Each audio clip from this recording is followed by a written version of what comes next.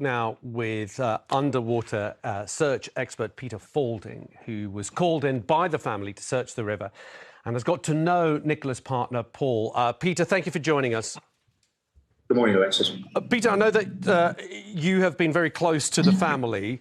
Can you perhaps shed some light? Was this some information that the family wanted to be out there, or was this information that the police took the decision to release to the general public? Well, I was told by Paul originally that, he has to feed any press, any time he talks to the media, it's got to go through the police first. So I don't know. I mean, this information should never have been released to the public. It should have been released to us at the time to help in our search, but never to the public. This is just not the sort of thing you would do on this sort of operation. Well, can you then explain to us, Peter, because you also made it public that you wish you had been given that information to begin with because it would have assisted your search. How would it make any difference when you are searching a river for a body? How would that information have made you do your job differently? Well, when you're dealing with, we were told that potentially at the side of the bench where the phone was, Nicola had gone in there and potentially drowned. And I always said there's no way she could drown in 2 feet of water that's at the edge of the bank.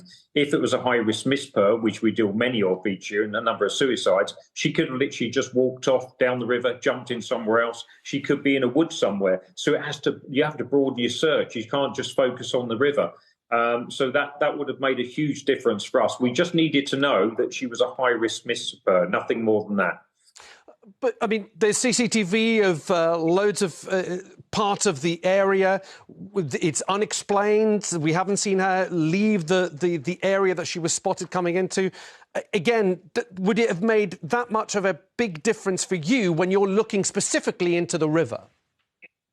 Yes, it would have done. We wouldn't have focused so much on the area where we went on the bench because we were tasked by the police to search that specific area. So that's why we focused on it. We would have looked at other areas, but there is no CCTV from the gate all the way down the footpath, which takes you out onto the main road. There is no coverage there. It's a complete blind spot.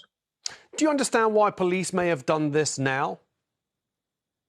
No idea. It shouldn't have been released. It just shouldn't have gone into the public domain. I feel so sorry for the family. Let's not beat the police up here because at the end of the day, the police, all the search guys I work with and everyone, someone has made just bad communications decision here. The police officers are doing a great job in the search, lots of resources. It's not Lancashire Police as a whole, the officers. It's actually the actual communications part. Now that you know this information, would another search of the river be on the cards? Is it worth going back and having another look with this new information for you?